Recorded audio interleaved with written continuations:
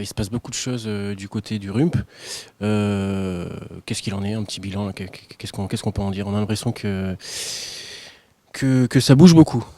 Oui, en fait, pour être très simple et concis, on a fait quand même 2 constats au moment des élections législatives. Le premier constat, c'est que les électeurs ont sanctionné la politique qui est menée par le Rassemblement depuis 2 ans.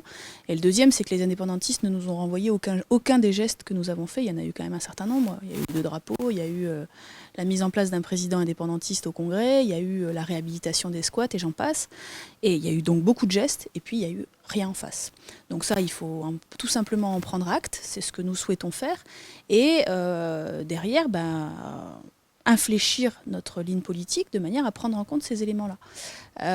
Ça veut dire quoi? Ça veut dire revoir notre lien avec les partis indépendantistes. On peut tout à fait discuter, négocier avec les indépendantistes sans pour ça faire alliance ou continuer à faire des concessions systématiquement et céder à chaque fois qu'ils ont une demande. Et on doit, d'ici 2014, parce que la mandature qui arrive est essentielle, travailler avec tous les partis loyalistes. On doit le faire. Je veux dire, il faut sortir des batailles d'ego, de qui c'est qui est le plus fort, etc. dans le camp loyaliste pour être capable sur l'essentiel de se mettre d'accord, parce que on voit bien, les indépendantistes, eux, ils sont capables de le faire. Ils sont en train de mettre en place un bloc nationaliste. Ils veulent la majorité au Congrès et ils sont capables de le faire si les loyalistes sont pas capables de s'unir. Donc c'est une nécessité absolue. Et donc ça, c'est ce qu'on défend avec Gaël Yano et un certain nombre d'autres élus. Et en face, on a un Pierre Frogier, un Éric Gay, Cynthia Lijard qui disent non, on doit continuer la politique que nous avons menée depuis 2 ans, on doit la continuer. Simplement, les électeurs n'ont pas compris. Donc il faut continuer à leur expliquer. Moi, je crois que les électeurs, ils ont très bien compris et ils ont rejeté notre politique. Donc si on n'est pas capable de dire quand on fait des erreurs, moi je crois que les gestes, en particulier le premier qu'on a fait, c'est pas une mauvaise chose qu'on les fait. Mais il fallait quelque chose en retour. Si ce geste-là, il avait permis réellement de rentrer dans les discussions sur l'avenir institutionnel de la Nouvelle-Calédonie dans la France, puisque c'est ce qu'on souhaite, ça avait du sens. Là, ça a servi à quoi? Voilà. Donc aujourd'hui, il y a un vrai désaccord de fond sur la ligne politique. Et donc ce qu'on demande pour trancher ce désaccord, c'est un vote à bulletin secret, pas un plébiscite à l'applaudimètre, un vote à bulletin secret, de manière à ce que les militants puissent enfin s'exprimer sur ces sujets qui sont essentiels pour l'avenir du Rassemblement, bien évidemment, mais surtout pour l'avenir de la Nouvelle-Calédonie. Certains ne veulent pas, j'ai envie de dire, de tourner la page, et d'autres voudraient écrire, justement, commencer à écrire une autre histoire. Est-ce que vous avez envie, justement, d'avoir cette plume pour commencer à écrire une autre histoire?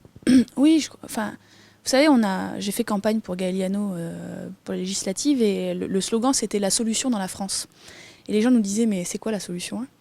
Et je crois qu'en 2014, on ne pourra pas faire campagne sans être clair sur la réponse. Ça fait 20 ans qu'on dit « dans la France »,« avec la France », enfin, chacun utilise des expressions différentes. Maintenant, il faut qu'on clarifie les choses, il faut qu'on sache quel est l'avenir qu'on va proposer aux chefs d'entreprise, à nos enfants, aux jeunes qui veulent s'installer ici. Et il faut qu'on soit clair, il faut qu'on apporte des certitudes, des assurances, etc. Et pas qu'on continue à s'entretuer entre loyalistes, parce que pendant ce temps-là, les indépendantistes avancent. Dernière petite question, votre souhait justement pour cette année 2013 qui vient de commencer, votre souhait au niveau politique et au niveau sociétal, qu'est-ce que vous avez envie de voir pour la Nouvelle-Calédonie?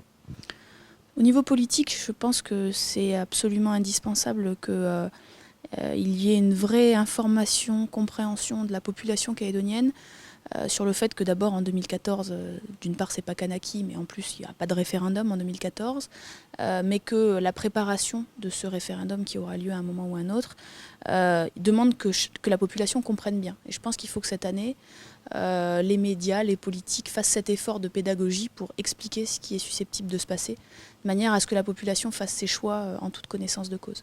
Au niveau sociétal, on a un vrai problème sur le coût de la vie. Malheureusement, dans la pensée collective, le gouvernement est responsable de beaucoup de choses. Malheureusement, le gouvernement ne peut pas tout faire, et notamment, on voit bien, on a réglementé, bloqué le prix de 400 produits. Dans un hypermarché, il y a 35 000 produits. Même si on réglementait et qu'on bloquait le prix de 35 000 produits, il nous faudrait 1500 contrôleurs pour aller contrôler ça. Donc c'est juste qu'à un moment donné, il faut aussi que les producteurs locaux, les distributeurs, comprennent que ce mouvement social qui est en train de monter, parce qu'on le sent bien, et les gens qui vivent avec 150 ou 200 000 francs par mois, concrètement, c'est extrêmement difficile de vivre avec ça. Et s'il n'y a pas des réponses de la part de ces distributeurs, de la part de ces producteurs, ce mouvement de grogne, personne ne le tiendra. Donc je crois qu'il faut que chacun prenne ses responsabilités. Nous, on l'a pris en déposant ce qui finalement est de notre compétence, c'est-à-dire une loi antitrust, la mise en place d'une autorité de la concurrence, la mise en place d'un observatoire des prix, parce que ce sont les consommateurs eux-mêmes, plus ils auront d'informations sur les prix, et finalement, plus ils pourront comparer. Et s'ils se rendent compte que dans tel magasin, c'est 2 fois plus cher que dans l'autre, ils iront dans l'autre. Et je pense que c'est cette concurrence saine qu'il faut arriver à mettre en place. Mais tout ne dépend pas du gouvernement. Nous, on fait ce qu'on a à faire, c'est-à-dire les 3 lois, les 3 lois ou délibérations que je viens d'évoquer. Mais une fois qu'on aura fait ça, il faut que les Calédoniens, les syndicats, etc., s'adressent aussi à ceux qui sont responsables de ça. Et il y a des situations que nous, on connaît, de producteurs, de distributeurs, qui pourraient faire un effort. Voilà.